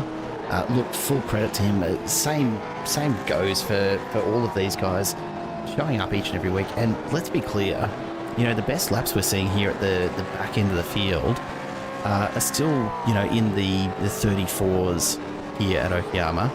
And look, I'm not a quick driver by any means, but I can hold my own okay at times. I'm a good couple seconds slower than you, Mr. Harris, of course. I reckon I'd still be a good couple seconds slower than these guys in the Gen3 Supercar around here, which just goes to show the competitiveness up towards the front of the field. Todd Martin, another Quantum Racing entry that's been around all season, had a couple of decent results show up along the way. Not playing out that way for him here tonight at Okayama. Andrew Johnston, another of the Team AJR entries. They're a little hard to differentiate. I'm going to have to talk to them about, I don't know, changing up the blue on the back or something like that, but I don't think I'll ever convince them. It looks too good. Just looks too good. Well, you see, Andrew Johnson does have the boss written across the bonnet of his car as the namesake of Team AJR, so you can definitely tell he's a part. Yeah, totally fair. Lorne McKee, we've seen a little bit tonight and has had a bit of a rough run for Accelerate Sim Racing, of course. And then James Hardy, another of the Quantum entries, always easily visible on track in the blue and yellow. Michael Stewart, look, has had a couple of pit lane penalties handed to him tonight, if my count's right. But I'll hand it to 9.5. The colour combo that they brought on this livery this season, really big fan of it. The orange and black with the white up the centre looks absolutely spot on, and I'm just kind of filing that away in the back of my brain somewhere for next time I do a personal livery to consider that kind of a colour combo. Ken Latta just ahead. Also seen plenty of him tonight with the fishy livery going on. Phil Manuel and Rick Vigard getting into it. So we'll take a look at both of these guys at once because they're going side by side right now. The battle for 19th. Vigard just holding on from Manuel, who did get ahead of him for just the briefest of moments through the hairpin. As we go through the twin hairpins now, Vigar established that in front. Big moment there for Phil Manuel. Just pulls it back into line. This is probably our fault for looking at him, Josh. The most Gen 3 of moments to Jared. There's probably nothing more Gen 3 than that. No, absolutely not. Troy Sipple, not too far ahead of Vigar right now. And of course, Rick Vigar and Troy Sipple, some of the two major names behind the ASR league, and always in amongst it, trying to keep the place running smoothly as best they can. Peter Sattler, Angry Birds, trying his best right now to latch on and get past Simon Farrington just up ahead. Who's another we've seen a bit of this season, the Southern Cross Racing entry. One of the few liveries that's really, really easy to pick out.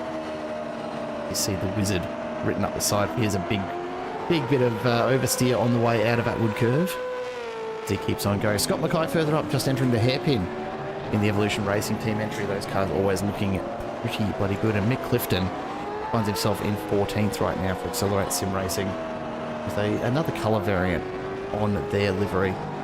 Mark Poynton, probably about as identifiable as Simon Farrington, I reckon, Josh. The Frog Leap Juice Racing entry stands out a fair way in amongst this crowd. Yeah, absolutely, it does. Anything that mixes dark and bright colours is always going to stand out, and Mark Poynton has done a particularly good job at catching our eyes. There's no doubt about that. One of these days I'm going to have a look at what exactly that decal is that he's running in the darker section.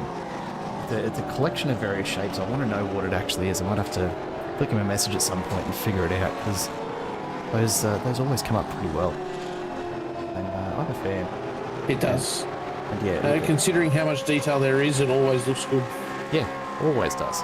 Always does. Jamie McKnight, of course, the man we spoke about earlier, not only getting around in the fishy colours here, but also providing the fixed setups for this race series as he tries to tack on just to quietly, Jared. Bowman.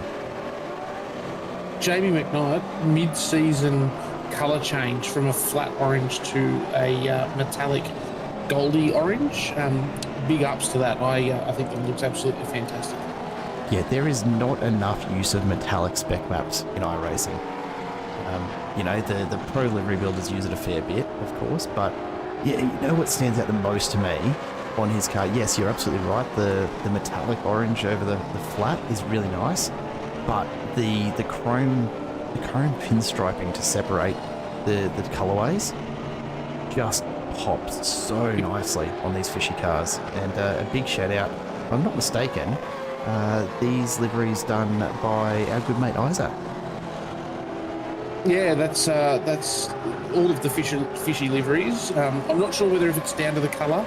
They may have someone in the team that can change the colours, but certainly that base design, that is an Isaac special. So Index Designs is who you're looking for if you are interested in a livery and like the look of those fishy cars. Yeah, look, I will back that any day of the week because they look bloody good every time. Jamie Dyke doing everything he can to hold off Dan Hall at the moment, just jumping forward to check this out as we make our way up through the field.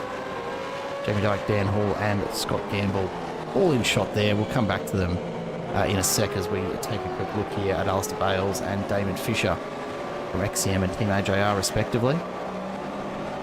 On their way down to the hairpin, hard under brakes. And Bales, the lone entry for XCM, he's been surrounded by team entries throughout this season, but really acquitting himself well.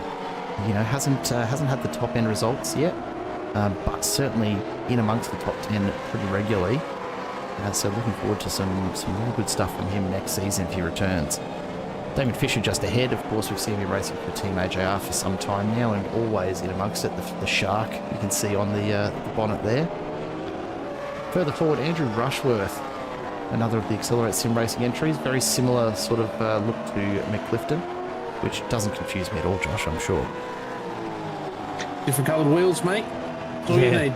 Yeah, that's all you need. Yes, absolutely. I'm very glad I've got telemetry screens. I'll say that much. Chad Vigar just up ahead. We saw him earlier in the Angry Birds trio. And of course, Stephen Varga up in 6th at the moment. has had a fairly quiet season compared to what we've seen from him in previous ones. And I think we'll probably see him starting to bounce back. He's certainly lifted his results over the past few rounds as he comes to grips a little further with this car, whips it through the hairpin, and then starts his way down through this technical section. Scott Gamble, of course, needs no introduction. He's been right in amongst it, mixing it up the front with Wayne Walker, as we find him with Dan Hall and, of course, Jamie Dyke, who we were looking at just before. Dean Logsdale, switching to 9.5 Sim Sport early on this season from Team AJR. He's been out there in the green and black colours since then, and always finds himself in the mix somewhere up the front, bar any incidents. So doing well is Dean Logsdale. Always good to see him getting some results, and looking forward to seeing what he might come up with next season. And of course, out the front, none other than Wayne Walker, currently sitting with a 9-second lead over Logsdale as we enter the last 10 laps. We're down to about 8 laps to go here, folks. It's been a great season, and just from our perspective here at Simple, a massive thank you as always to ASR and all of the drivers for allowing us to be part of it. You know, and choosing to work with Simple Racing Broadcast. There's plenty of options out there for broadcast providers, so always a pleasure to be the one that does get the Guernsey, so to speak. Yeah, it's always a lot of fun to be here, Jared. I have certainly thoroughly enjoyed my time, and you know, I think I've said it a couple of times, but it's a pretty privileged position to be here and to get to talk about the job that these guys do, because it is absolutely phenomenal week in, week out. Yeah, it's hard to. I find it hard to wrap my head around sometimes. Just the quality that we see in this field. You know, these guys dedicate so much time to this craft. I don't think people often give it the kind of respect it deserves, as we see Point and Orman now going side by side out of hairpin. Orman's going to find himself on the inside of these two turns, pushes Point all the way out over the edge of the track, and solidifies his spot up into 12th now. Point will want to take that one back. Orman covers the inside just a little. Point will be thinking about how he sets up to have another crack at that. And you can see the race starting to come back to a few of these guys. We had a good amount of separation between pretty much all of the cars not so long ago. Now all of a sudden people are starting to lift the pace a little and start to put pressure on the next driver up in the hopes of gaining just that extra position. It doesn't look like it's going to be Scott Gamble's night in terms of a late and surprising championship victory, but it would be really hard to take it away from Wayne Walker at this point after the season that he's had. Dyke, Hall and Gamble all locked in it in the battle for third place here, though, in this final round. Mark Poynton gets the move done out of turn one, and as they make their way into the Moss S, Orman's got the inside again, but Poynton will be set up for the inside of Atwood Curve. This will be really interesting. Watch them go side by side here. What does Orman do? Is he going to try and outbrake him, or they're just going to sit side by side the whole way through? A little bit of a panel rub there as they both fight for position. That's going to cost Orman some pace. As he gets back in behind Poynton and then just up the road as well.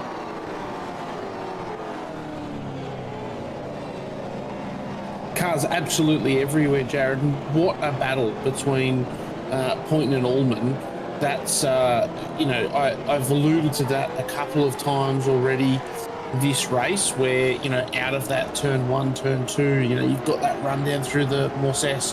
One thing that I will say, Jared, it is one thing to get through the Moss S flat out when you're on your own. It is absolutely doable. Doing it side by side presents a pretty significant challenge. Yeah, it absolutely does. It's bloody terrifying, I'll be honest. I've raced a few times here in primarily GT4s personally, and I can tell you right now, particularly given that they're not league races where you know the people you're racing with, they're official sessions with anyone and everyone who might have an iRacing subscription and a fairly similar kind of iRating to you. I have an absolute preference for backing out early and tucking in behind through the Moss S rather than ending up alongside someone at Atwood. I think if you can yeah, particularly in those sort of environments, it's a much safer bet to rate your exit on the way out of Atwood Curve and trust that that's going to get it done by the end for the hairpin, rather than trying to go side by side through Atwood. Yeah, that's pretty fair. Depends on the company It's you keep, pretty of course. it's pretty fun though. Oh, it is. Yeah, look, 100%. start right up and go too wide through the Moss S. There's no doubt about that. And this is the thing, right? You know, you do an official session here with iRacing, and a lot of the race sessions are only a 15 or 20 minute session. You know, you don't have a lot of time to get to know the style of the drivers around you. You might pick up a few weak points here and there that you'll attack to try and get a position or whatever, but you don't really get a feel for, you know, how aggressive they're going to be if you are side by side, as we see. A big moment there for Damon Fisher, gets a rear loose. This is going to be Jamie McKnight's opportunity to make something of this as we come down towards the last turn here and they head back onto the main straight. And McKnight's going to have a pretty good run, you would think, down to turn one. Defensive there from Fisher. McKnight follows. Not going to be there in time, but he's going to try and set this up for Atwood, I'm sure. It's the sort of thing you just don't have a lot of time to do in officials, to get to know the way someone races, and to race door to door with somebody does require a certain amount of trust in not only their level of aggression, I suppose, in racing, but also their car control. It's the sort of thing that, you know, is a lot more fun when you're racing with people that you do race week in, week out in these leagues, because you can just have a bit of faith that they're not going to do something silly. Yeah, absolutely. And, you know, even in these leagues, there are people that you form, you know, battles with, and people that you maybe don't trust as much as others. But it's one of the things that I love most about racing leagues, is that it is the same people every week. And, you know, when you have a battle with someone this week, you know that you can come back to it next week and have another go. As we do jump on board with Jamie McKnight and just watch this wheel work. 50 laps in, Jared.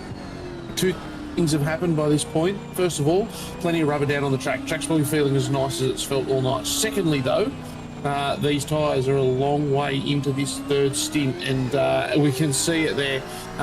Fisher has a big moment on the way out there, but we do jump forward. Jamie Dyke has ran wide in Atwood. That is not like Jamie Dyke at all. I really thought that we were about to get to watch an absolutely fantastic little race between Gamble, Hall and Dyke, and unfortunately Dyke just pushed a little bit too hard there in Atwood, ran wide and let the two Evolution Racing Team cars through. So a bit of a shame there, but nonetheless it was a pretty cool race up until that point. There's still plenty of battles going on right throughout this field as we go back to the battle for P19, really at this point, with Ken Latta, Vigar and Stewart. I don't know if we count Sipple and Farrington as part of this, but sure, why not? Let's talk battle for 17th. Farrington and Sipple in their own little battle at the head of this, but Latta, Vigar and Stewart not too far behind as they make their way through the Moss S's. And this is probably the closest pack battle we've got going on at the moment. Stewart still trying his best to recover whatever he can from the couple of discrepancies that he's had, indiscretions even. Wow, it's English is not my friend this evening, folks. I do apologise. Stewart looks up the inside. He's just going to push this. Absolutely, just barges on through. Rick Vigar has to stay wide to avoid too much contact, and Michael Stewart up into P20. Yeah, absolutely. Sometimes you just have to get a little bit aggressive. It's late in the race, and if you're faster than the car in front and they don't want to move, sometimes you just have to gently move them out of the way in just the right way to make things happen. And that was a really good example of a move like that, Jared.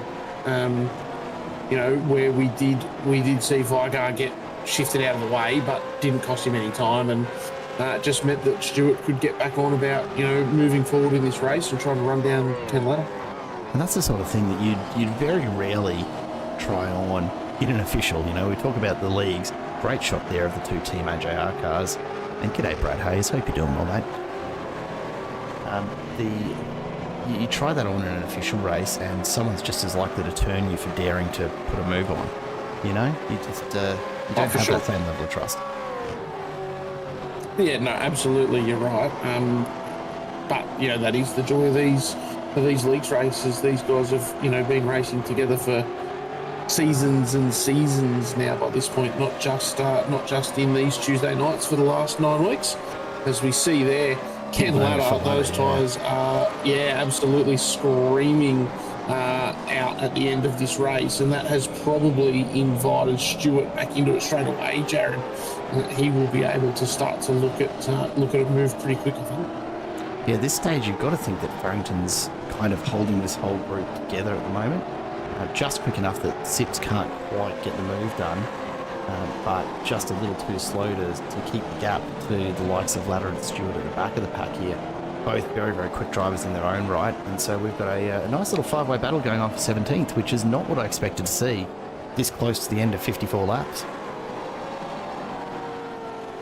Oh, we see Ladder diving into the pits. Now that's interesting. Is Ladder running that low on fuel perhaps? Because he's already got 2 pit stops up, but was one of those a drive-through, and is this his second required stop? Perhaps. Well, possibly. What it possibly was, Jared. I believe that it was lap 27 that he was spun from memory. And so it may be that he filled up at that point when he had all the damage from being spun by Stewart, and just hasn't quite had the fuel to get home. It's a real shame, isn't it? Like, that's, as a driver, that's the worst feeling, to get to just a couple of laps to go and realise, you're not going to make it. It's painful. I mean, it's not going to... yeah, he would have known that it was coming. Which I guess, even makes it feel a little better. Even then, though, you kind of... You hope, don't you? You hope that you've done enough staying in the draft and coasting and, short shifting to try and claw back just enough. I mean, 54 laps around a fairly short circuit here. You're not going to save a huge amount of fuel, but maybe it'll just be enough to get around. And, to get to the end of lap 51 and need to come in for just a quick splash and dash, and we can see Ken Ladder was only in the pit box for 6 seconds. So really, I mean, what's that? About 2 litres says that's about 12 litres of fuel, maybe. It's not a huge amount. It's not much, no. It's not much at all, as we see Sipple finally gets the move done on Farrington. No, he's taking both of them off the track.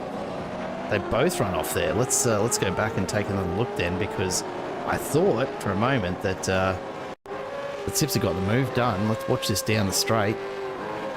I'm pretty sure that Sips just blows the braking area, and Farrington has to run wide so that he doesn't get taken with him. Oh, just massive understeer.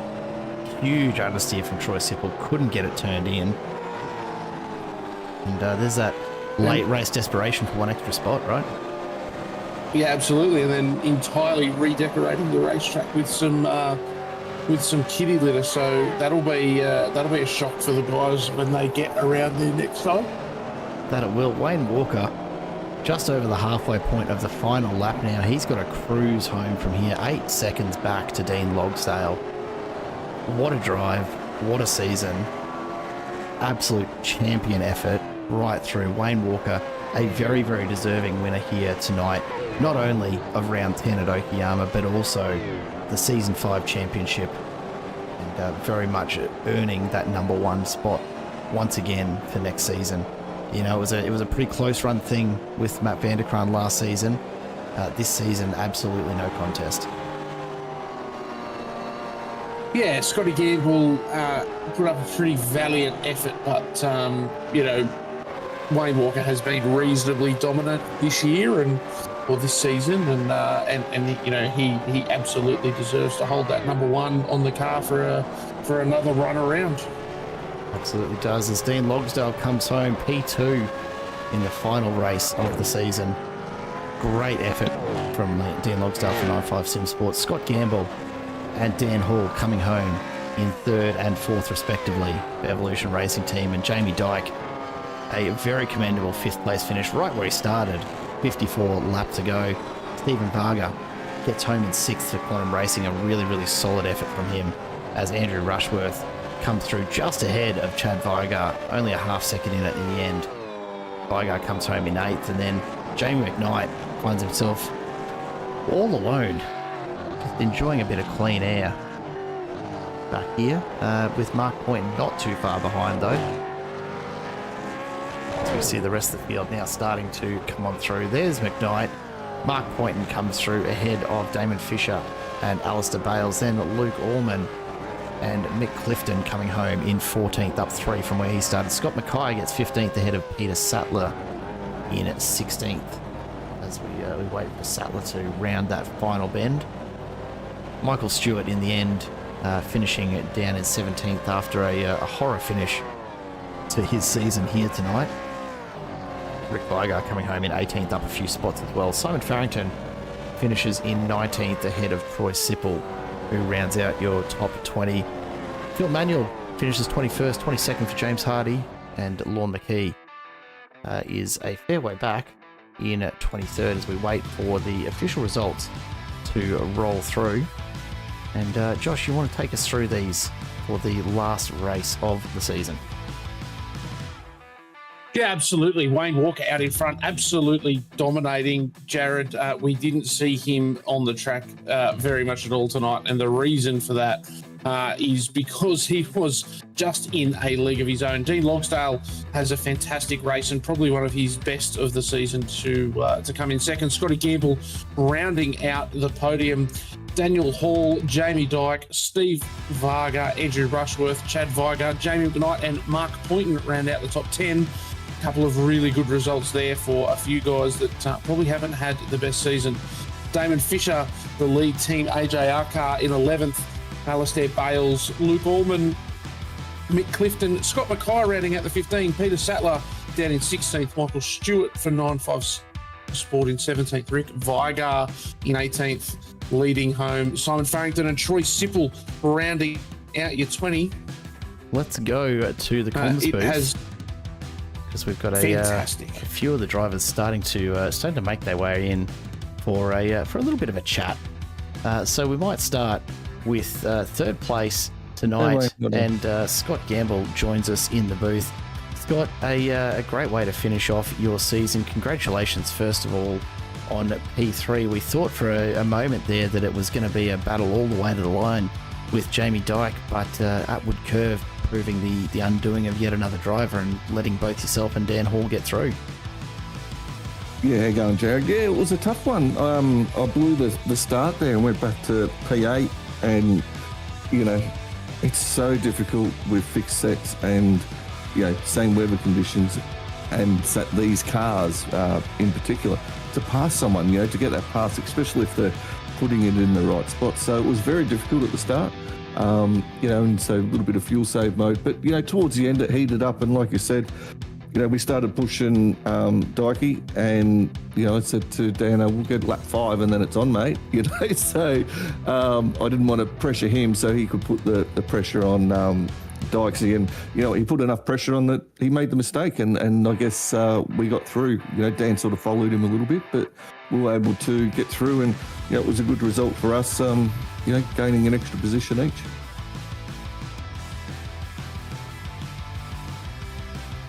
Oh, sorry, I've just had a brief moment here. Yeah, look, a good result overall for ERT, of course, for the season. We did some math tonight, mate. You weren't entirely out of the running for P1 for the championship, but it did look pretty unlikely. What's it been like chasing Wayne Walker for most of this season, mate? I imagine it must feel like a pretty uphill slog a lot of the way, because he's just been unbelievably quick. Yeah, look, he's been really fast, you know, and he's won the second race a lot. So when you actually look at the statistics, yeah, I think he's won like maybe 2 more races, but he's predominantly won the second race where there's more points on offer. So perhaps that's something that they could look at, because I love the way they do their format, but they should make each race equal points, and then you'd have people fighting more for it instead of focusing on the second race where you get far more points. But anyway, irrelevant. Wayne absolutely drove superbly. And, you know, I'm not disappointed with coming to P2. You know, this is my first season back after a major heart attack. Like, I nearly died. So I had that season off, and then this is my first season back properly racing again. So, you know, I'm not too... Yeah, I'm pretty happy where I'm at with it, and to be able to still match it with the top 5 or even the top 10 guys in this league and within vets, you know, I'm pretty happy to do that. So that's been, yeah, I'm pretty happy. Mate, I reckon you should be. That's a pretty decent effort considering what you're bouncing back from. You know, P3 tonight, P2 overall. Scott Gamble, it's been an absolute pleasure to have you along all season and to get to chat to you a few times throughout. Certainly looking forward to seeing you maybe back again for season 6. You getting in on the Bathurst 1000 action later in September? That's the only question I've got left. Yeah, I am. I'm teaming up with Scotty Mackay from ERT. We've put our entry in, and yeah, we're looking forward to that. There'll be a lot of Bathurst going on. Maybe there might be, you know, a Pro Series Bathurst in there as well that I'll have to focus on. Really looking forward to that. I'll be back next season. Will I be doing as much on the sim? Probably not, mate. I've just bought a boat, right? You know, so I'm going to go fishing. Like, why wouldn't, you know? So anyone local wants to come out and hang out for a day, come fishing with me.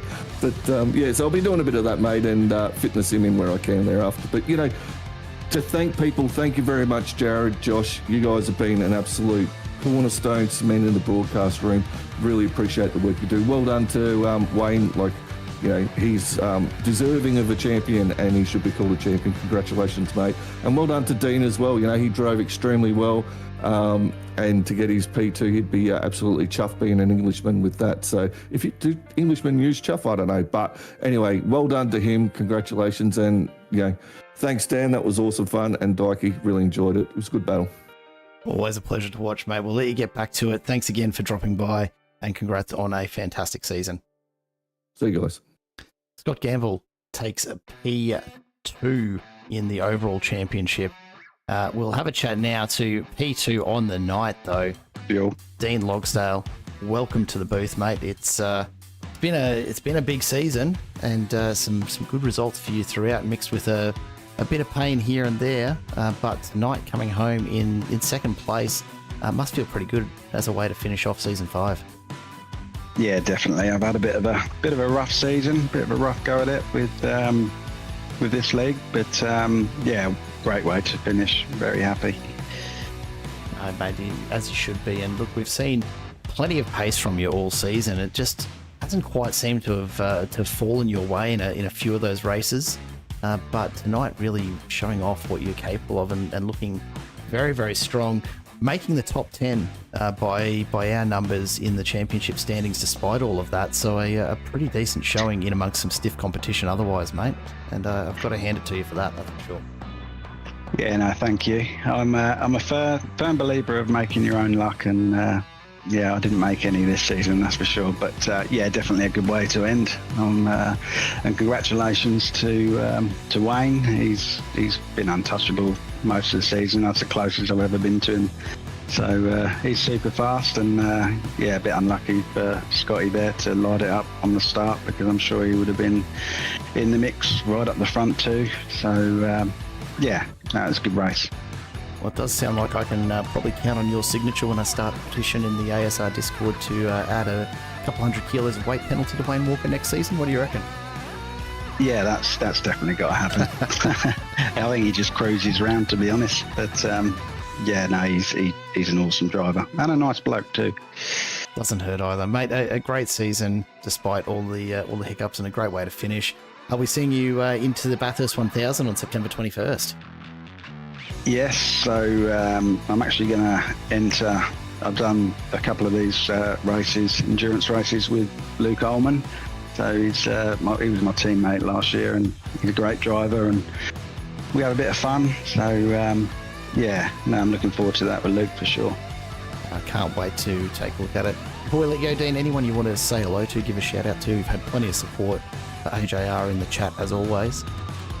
Yeah, I want to give a shout out to Michael Stewart. He was unlucky today. It was his turn to have the bad luck. But he should have been right up the front too. He's got the pace. Shout out to the whole team in 95 Sim Sports and our sponsors, Racecraft, RSW Graphics, Track School, Track Days and Racing Ears, and all the drivers in the league and all the guys that put it on, and yourself for putting on a great show. Always a pleasure. Dean, thanks so much for dropping by. It's been great to get to chat to you a few times this season, and hopefully quite a few more to come in season 6, and of course Bathurst 1000 ahead of us. We'll let you get back to it, but congrats again tonight on the results.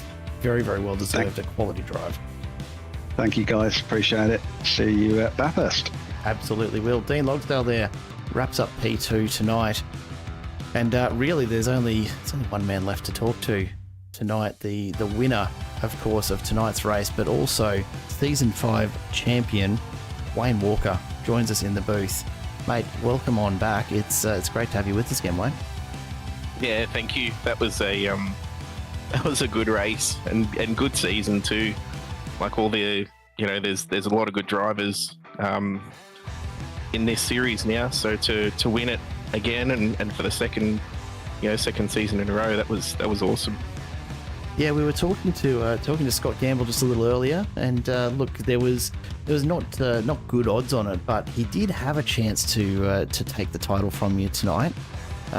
It all kind of faded away pretty quickly by the end of lap 1 when we realised that it was looking pretty unlikely that he was going to take P1 and you were going to finish lower than 18th for that to happen. So we were pretty confident you were going to hang on to it. But from your perspective, that race, I don't think we saw you much from the get-go. You kind of hung around for the first few laps and then just put on 10th after 10th after 10th through every corner.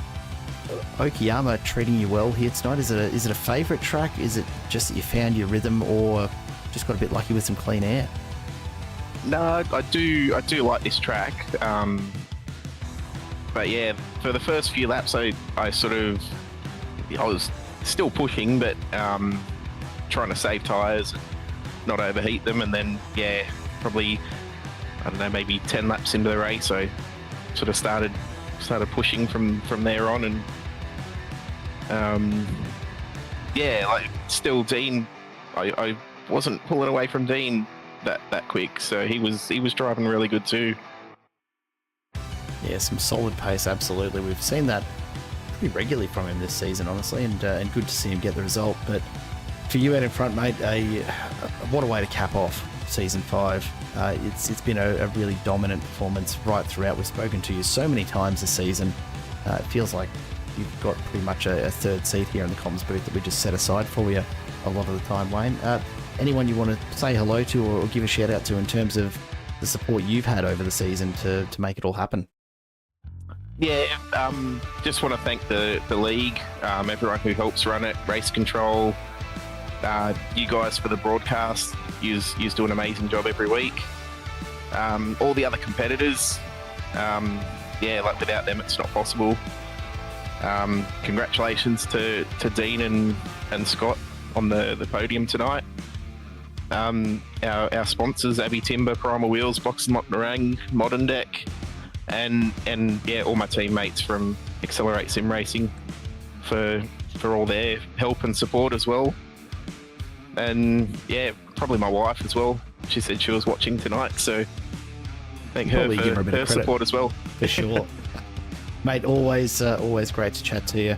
Last question before we do let you go and celebrate the championship and the win in the final round. Bathurst 1000 just ahead. We're 3 and a bit weeks away from that, and of course season 6 then only another week and a half or so beyond that. Are we seeing you back for both of those?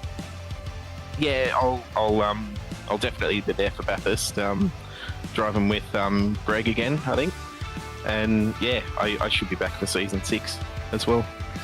Look, we're happy to hear it. I don't know if some of the field will be, knowing that you're going to be back out there with them for season 6, but they got plenty of time to put in some more laps and try and find the pace they need to stick with you in season 6. Mate, it's been an absolute pleasure as always. Congratulations and thank you so much for putting on just an amazing show for us all here in the broadcast booth, and of course everyone watching at home. Thank you. Wayne Walker there, wraps up what has been a pretty amazing season, Josh. It's hard to argue that he earned that number one on the side of the car this season. No, he's done a fantastic job, Jared. Everyone he has, but I don't think any of them would argue that Wayne's probably been in a league of his own a little bit. So thoroughly deserving of that number one plate on the car, or sticker as it is these days. And personally, I'm really glad that he's coming back. It's always disappointing when the number one doesn't get to have a run. So we'll see him back, and I guess it's just up to the other guys now to spend a couple of weeks, working really hard and go away and practice and see if they can find those couple of tenths that they need to compete with Wayne week in, week out. Yeah, it's going to take a lot of laps, I am sure, but these guys will absolutely be making the time for it. As we take a look at what should be pretty close to the final championship standings, barring any late penalties or inquiries around any of the racing tonight. Mark Poynton sneaks onto the podium at the deaths, just pulls ahead of Ken Latta in the end and wraps up a third place there. Scott Gamble securing, of course, the second spot. A couple of battles that may or may not end up the way that we see them here. Jamie Dyke finishing just 1 point ahead of Andrew Rushworth. I reckon that'll be pretty close, but we'll have to wait for the official wrap-up, of course, to come through on the Discord. Other than that, though, very, very close battles really right throughout the top 20 there, and I hope you've managed to find yourself there, guys, if you are watching this back, as we take a look further down at the field from 21st onwards. Quite a few moves from drivers who didn't make it here this evening and have subsequently dropped a few positions, but a whole bunch of names really that we've seen throughout 10 rounds of just more amazing V8 supercar racing. It's been an absolute pleasure to cover it, but you just cannot fault the performances we've had throughout that top 10 at various stages from all of those drivers. Bit of a shame to see Matt Vanderkraan not make the final round again. He's making a bit of a habit of this season to season now. I don't know if we need to have a word to him about that or what the go is. Mate, unfortunately for all of us, life gets in the way sometimes. That it does. Well, that'll be it from us here in the broadcast booth on behalf of Quantum, Tint Solutions, AA West Automotive, Tim Nicol Photography, and 24/7 Sim Services. A very big thank you from all of the drivers for your support as sponsors of this season. Couldn't happen, of course, without the sponsorship of those amazing businesses. To everyone at Alliance Sim Racing, a massive thank you from us here at Simple for partnering with us again for another great season of racing. And of course to you, Josh, who's been right here in the booth with me for pretty well all of this season, bar a couple here and there. It's been another cracking one to cover with you, mate, and looking forward to doing it again soon. No, mate, thank you. On behalf of me, thank you to ASR and to all of the drivers for putting on a fantastic show. I assure you, Jared, I wouldn't keep turning up each week if it wasn't worth my time. And these guys do a really, really good job of making it worth my time. I've had an absolute ball. I hope you at home have enjoyed a little bit of our insight. I hope that I have brought something additional to your Tuesday nights, and I can't wait to be back next season. Absolutely. So that'll wrap it up for us, folks. The Alliance Sim Racing V8 Supercars Series Season 5 comes to a close here at Okayama. A massive congratulations, of course, to all of the drivers and teams who've made it such a thrilling ride from start to finish. But, of course, it would be remiss of us not to mention you at home watching along and keeping us entertained and going in the chat. We really do appreciate your company each and every week. It does make it look a little more enjoyable here in the broadcast booth if we get to know a little bit of what's going on in your world there at home. And really hoping you'll be back with us, or, of course, if you do need a bit more of a racing fix, we've got plenty of action coming up over the off-season between ASR's seasons here. If you jump on over to the Simple Racing Broadcast channel, you'll find we'll have a few bits and pieces to cover in the off-season across a number of leagues, so do make sure you come and check that out. The racing here, of course, isn't done just yet. Join us, as I said, on September 21st for the crown jewel of the Alliance Sim Racing Endurance Championship, of course, the legendary Bathurst 1000. Can't wait to bring it to you on Sunday the 21st. Until then, though, from all of us here at Simple and on behalf of the ASR team, it's goodbye for now.